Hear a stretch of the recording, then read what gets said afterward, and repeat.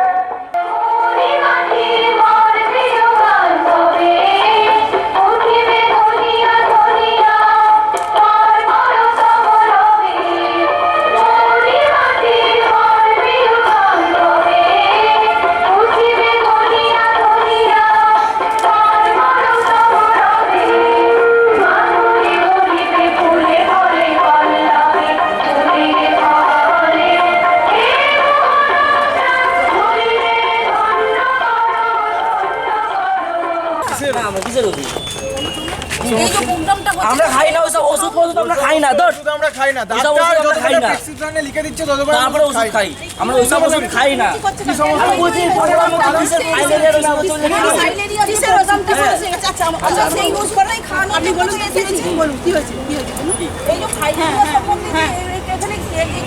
তার জন্য আমি ওদেরকে জিজ্ঞেস করছি যে তোমরা এই ওষুধটা খেয়েছো আমাদের পরে খাবো না আমাদের তো ঠিক কথা বলছি আমাদের বিশেষ সেবা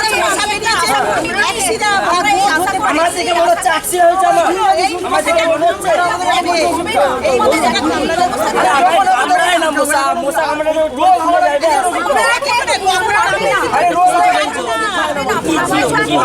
কি হয় পাটা ফুলে যাবে পা গোদা হবে ওষুধটা খেলে কমে যাবে যাতে নির্মূল হয় তার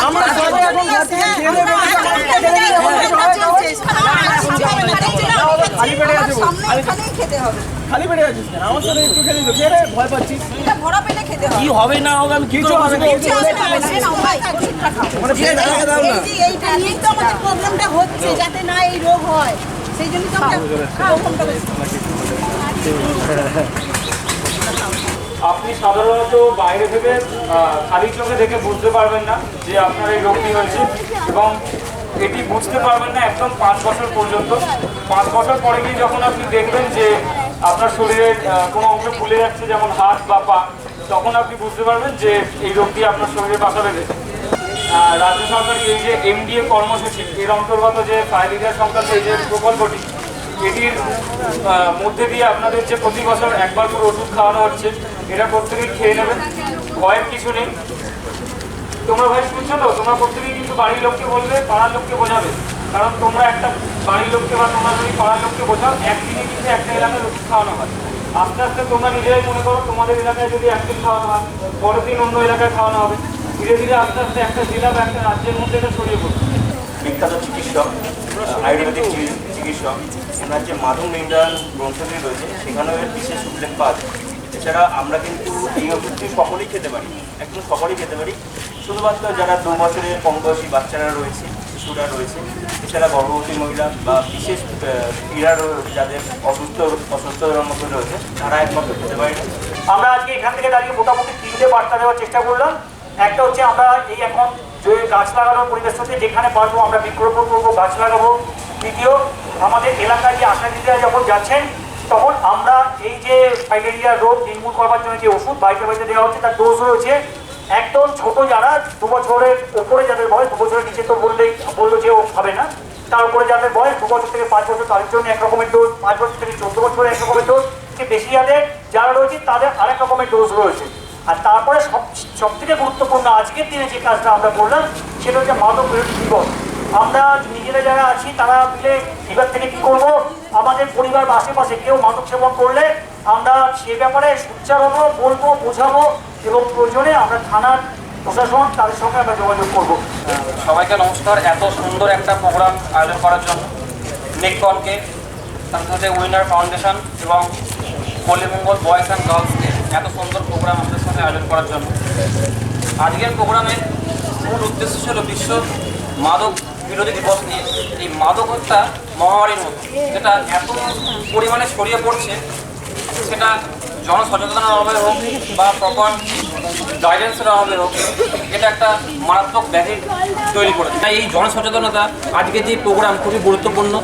আমরা চাইব নিকন এবং ফাউন্ডেশন আরও ভবিষ্যতে এরকম নতুন সুন্দর সুন্দর প্রোগ্রাম আয়োজন করবে এবং তার সাথে আজকের যে ফাইলেরিয়ার যে একটা প্রতিরোধক সুন্দর একটা পথনাটক অনুষ্ঠিত হলো, সেটা খুব সুন্দর হয়েছে। এই ফাইলেরিয়া একটা মশাবাহিত রোগ, এটার জনসচেতনতা দরকার যে আমরা সুস্থ সমাজ তৈরি করব, জনসচেতনতা তৈরি করব এবং সুস্থভাবে বাঁচব। নমস্কার।